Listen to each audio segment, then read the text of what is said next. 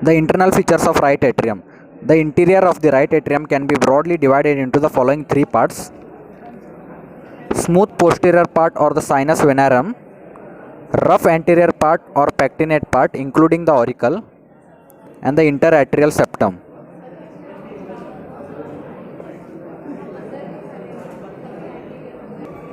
The smooth posterior part or sinus venerum. Developmentally, it is derived from the right horn of sinus venosus. Most of the tributaries except the anterior cardiac veins open into it. The superior vena cava opens at the upper end. The inferior vena cava opens at the lower end.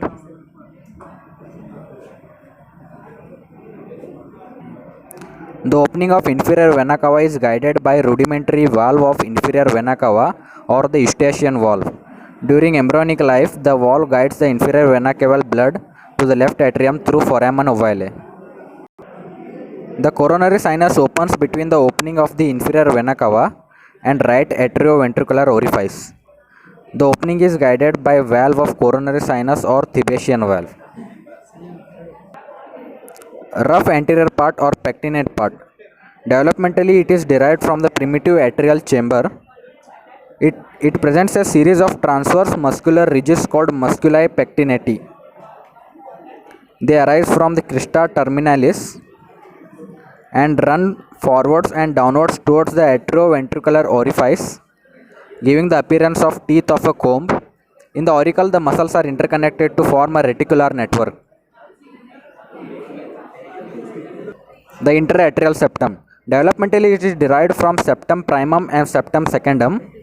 It presents the fossa ovalis, a shallow saucer-shaped depression in the lower part.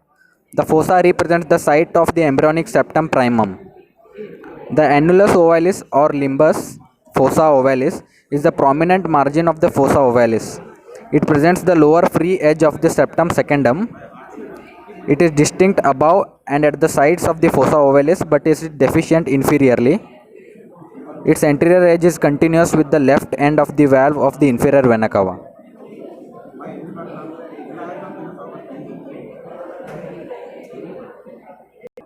The internal features of right ventricle.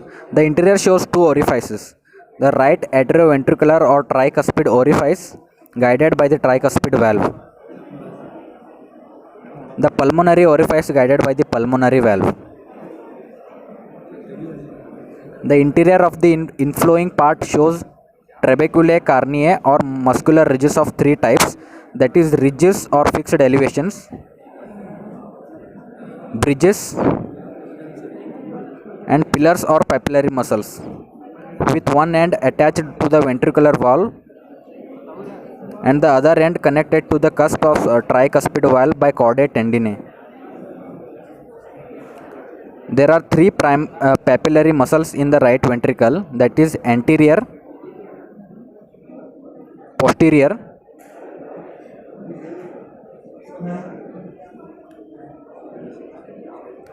and the septal. The anterior muscle is the largest. The posterior or inferior muscle is smaller and irregular. The septal muscle is divided into a number of little nipples.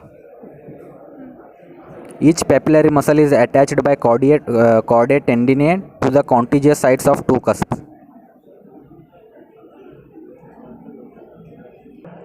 The cavity of right ventricle is crescentic in section because of the forward bulge of the interventricular septum. The wall of the right ventricle is thinner than that of the left ventricle in a ratio of 1:3. The interventricular septum. The septum is placed obliquely. Its one surface faces forwards and to the right, and the other surface faces backwards and to the left. The upper part of the septum is thin and membranous and separates not only the two ventricles but also the right atrium and left ventricle. The lower part is thick muscular and separates the two ventricles. Its position is indicated by the anterior and posterior interventricular grooves.